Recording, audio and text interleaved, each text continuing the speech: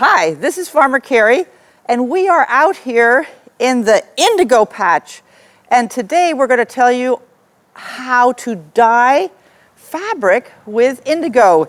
It's a really awesome plant, and we're going to have a longer video that goes into the history and a lot of the really cool things about indigo and more about its chemistry. But I just wanted to show you our indigo, and then we'll show you how we strip it and then either use a water blending method or a salt method to bring the dye out of the plant onto your silk or wool fabric. This is Japanese indigo. There's different kinds of indigo. This one is called Japanese Indigo, Persicaria tinctoria. Isn't that a great name?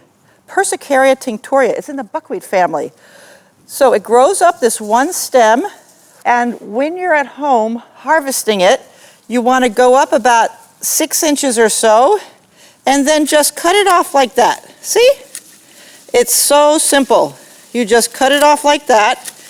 If you did this earlier in the season, it will grow back.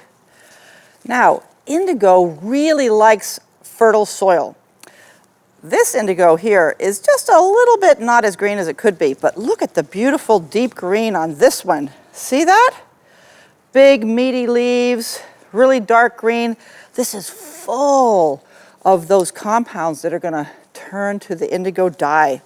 We're going to cut all this up, down, and then we're going to strip it, and then we'll show you how to make the indigo. I'm going to introduce you to Cheryl Lawrence, fabric artist who's been working with indigo for years, and she's going to share more about this plant and how we dye with it. Well, first of all, thank you, Farmer Carrie, for growing this very special plant. As you mentioned, it's Persicaria tinctoria, or Japanese indigo. It originated in the Far East and is one of the few varieties of plants that contain indigo that we can grow here on Whidbey Island. This is a very special plant. Within these leaves is contained a molecule called indican and an enzyme. And when the leaf is growing, the cell structure of the plant keeps those two things apart. But what we're going to do today is we're going to take the leaves off the plant, put it in a blender, blend it up, and that breaks that cell structure. And the indican and the enzyme combine. That creates a molecule called indoxyl. The indoxyl combines with air molecules, and that will attach to the cloth and give us blue. Cheryl, how do you get the leaves off the plants? Oh, it's really easy. Let me show you. What I do is I just grab the tip of the plant, and with my other hand, I just run it down the stem, and then I pinch off the leaves at the top. That's it. Now, what kind of fabric do we use? It needs to be animal-based for the dye to attach to. So, what is that? It's wool or silk.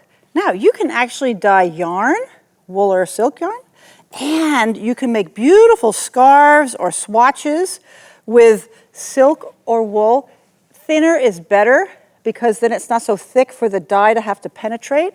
So make sure you've got those animal-based wool or silk fabrics and have fun. Now, let's see what Farmer Maddie's doing. Hi, Farmer Carrie. So I am currently prepping my silk to be put in the indigo bath.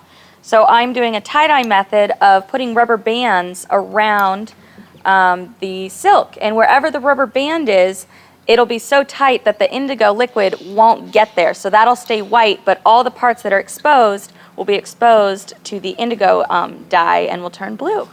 So now how do you do that? You sort of poke a little bit out? Yeah, so I'm kind of doing, I don't really know what this design is going to turn out to be, which is half the fun.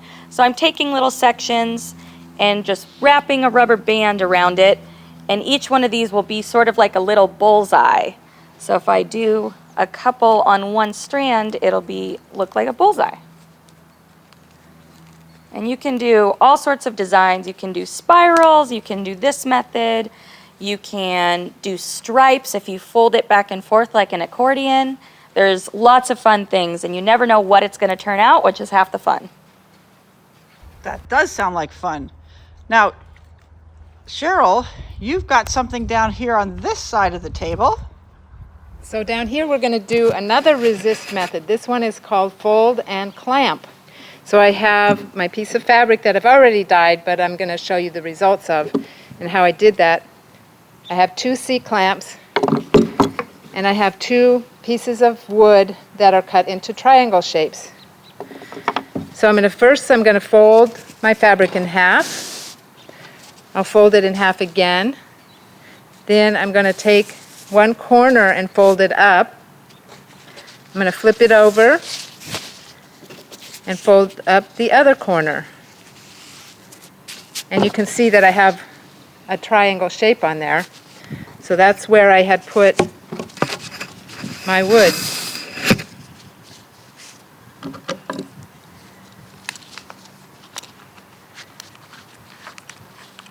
So I put on the C-clamp and tighten it down on this little indigo sandwich that we're going to make.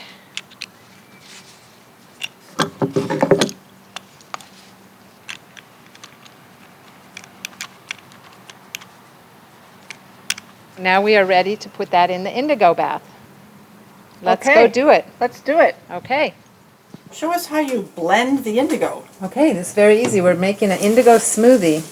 So I'm just taking a handful of the indigo leaves, putting it in the blender fairly loosely. And then I'll fill it up halfway with water. The reason the water's cold is it's going to slow down the action of the enzyme so we have a longer dye time. And turn it on. We'll start it on low until it gets going.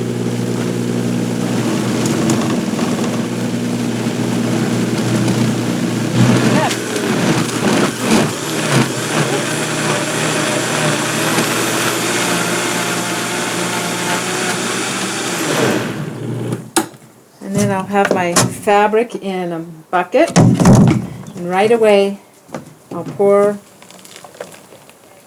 the smoothie over the fabric and then start moving it. And you'll need a little bit more than that in it. Yeah, so I usually do like 2 blenderfuls for a small piece of fabric. And then, were you saying that you got the fabric a little wet before you put it in the indigo? Yeah, so I want to wet out, it's called wetting out the fabric, so I'll just wet it out for I don't know, 30 seconds or a minute ahead of time.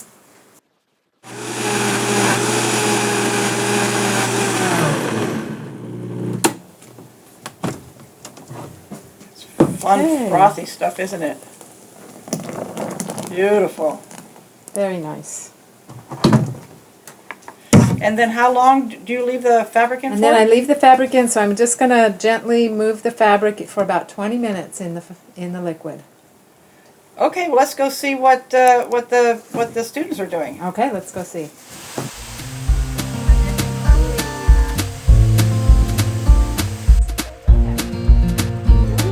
Nice.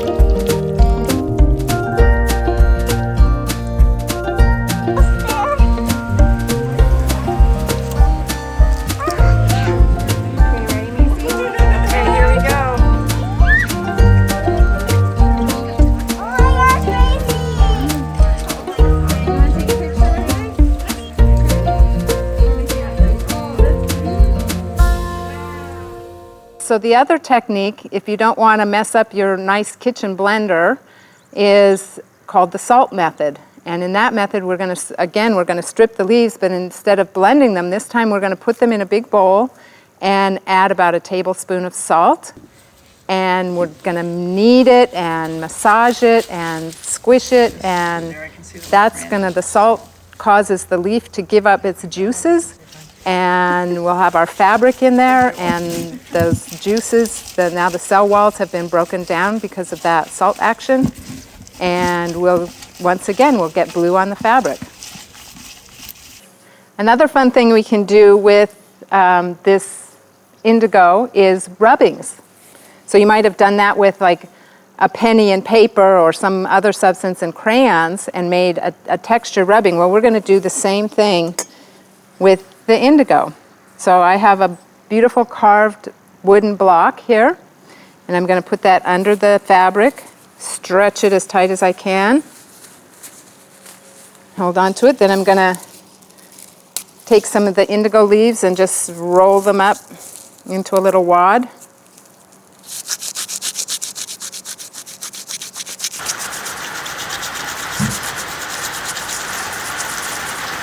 And it starts out looking very green.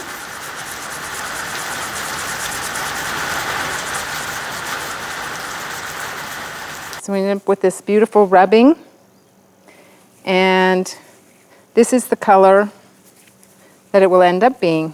Is this not this green? We did this with another plant that just contains chlorophyll but no indigo. And this is the color we get when we do the indigo.